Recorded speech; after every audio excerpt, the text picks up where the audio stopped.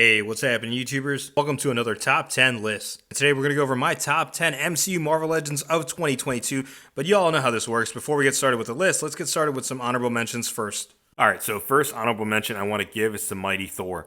When I did my Top 10 Marvel Legends of 2022 so far video back in the summer, this figure was on the list. However, I had to knock it off the list, although it doesn't take away the awesome sculpting work of this figure. The fact that Marvel Studios was able to keep her look true to the source material was definitely a bonus, and it made this figure awesome. In addition to that, it came with an additional unhelmeted head sculpt that looked pretty close to the actress Natalie Portman. All those factors was enough to keep this at least in the honorable mentions. Next honorable mention I want to give is to Master Mordo. Now, when this figure was released, it was a few months prior to Doctor Strange The Multiverse of Madness being released, so the hype was definitely there for both this figure and the movie for me. And then the movie came out, and this wasn't even Mordo from the same universe. However, it is still a nice Baron Mordo figure. I can still appreciate the detailing of this figure, and even though this is a variant of Mordo and it's different from the main timeline, he was still part of the MCU's Illuminati, and in hopes, although unlikely, that Hasbro will at some point give us the rest of the team. Hopefully.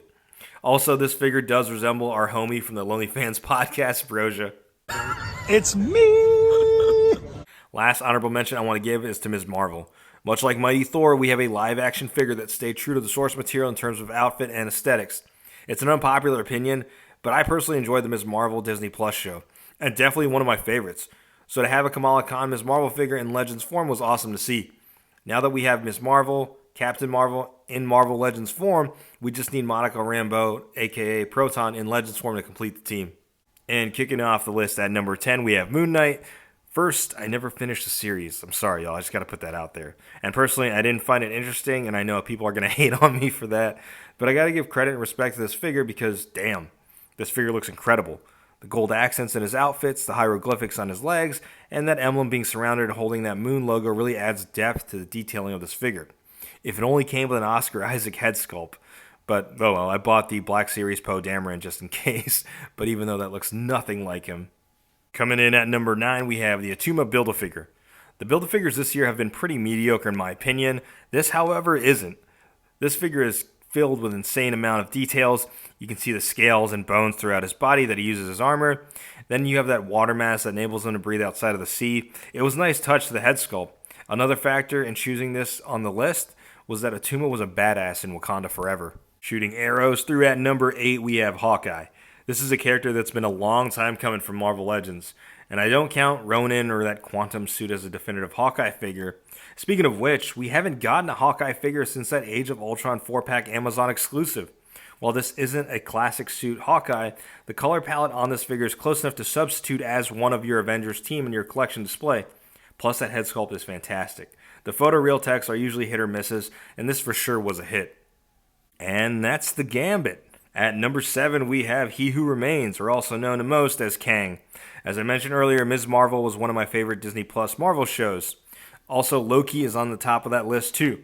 So when that season finale of the show took place, it immediately shifted the tone of the MCU going forward, especially when he said, "If you think I'm evil, just wait until you meet my variants." That alone got me hyped to see what we're going to see from Kang in the MCU. So of course, I would want this in figure form. And I was almost sure we wouldn't have gotten this just because we were a year out since the show came out, but here we are with the figure. I couldn't be more stoked. The best part is you're able to head swap and kit bash this with your comic book Kang figure. Making vows, killing gods, and slashing his way in the number 6 spot, we have Gore the God Butcher. Now I know how people feel about Thor Love and Thunder, but hear me out. Christian Bale was unquestionably the standout of the film. So much so that I still wish we would get a director's cut of the movie no matter how many freaking Guns N' Roses songs are in it. Because from what I read, it involved more scenes with Gore. But, back to the figure. When I said before that photoreal tech is a hit or miss sometimes, this is definitely a hit. I mean, come on, that's Christian Bale in 1/12 figure form. Yeah, it's got the pinless stuff and all that, but it also has the Necro Sword, which translated well into live action, as well as figure form. The only thing I really didn't like about this figure is the original cloak/cape that came with it is kind of loose and wobbly in some poses. It would have benefited from a peg hole in the back, and this is coming from someone that hates those freaking peg holes. Portaling through at number 5 and bowing out of respect to the new Sorcerer Supreme, we have Wong, a figure that's also been a long time coming ever since the first Doctor Strange movie came out in 2016. But for what it's worth, I'm glad they waited because that photoreal tech. The head sculpt is very accurate to the actor Benedict Wong. Much like Mordo, I absolutely appreciate the detailing of this attire. When Hasbro could have easily phoned it in, they made sure to put in those intricate details in there, like that sling ring. Fighting her way through at number 4, we have King Valkyrie. While Gore was the best part of Love and Thunder, Valkyrie has been one of my favorite characters in the MCU, and Tessa Thompson's portrayal has been pretty awesome to what we've seen so far. Her fight against Zeus' soldiers in that battle with Gore in the Shadow Realm was pretty badass.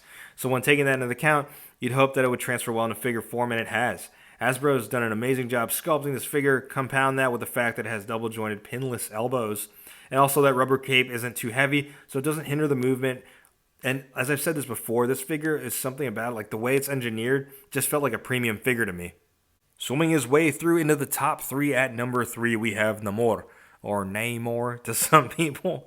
But when I heard we were going to get Namor in the MCU, I was curious to see his introduction, but I was also excited for the figure, just because of how well engineered it was. And after seeing Wakanda Forever twice, it made me appreciate the figure even more.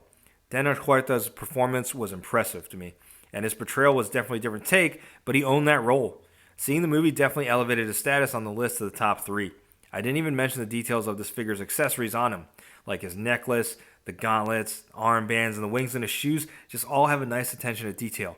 Plus, that head sculpt is pretty spot on. Coming in at number 2, we have Okoye.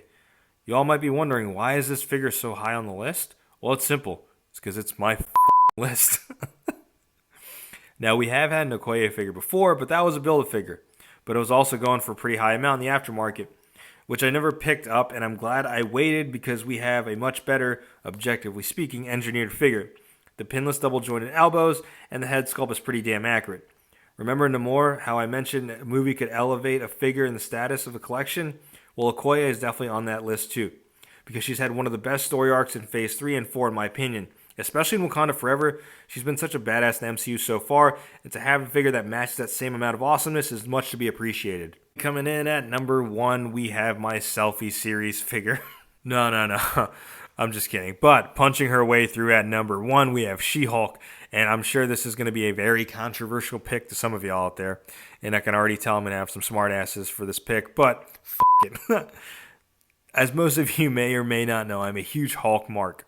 So anything Hulk related, whether it's MCU or comic, I'm all for. So when I first heard we would be getting a Disney Plus She-Hulk show, I was curious to see how they'd implement her character in the MCU, and to their credit, they didn't disappoint.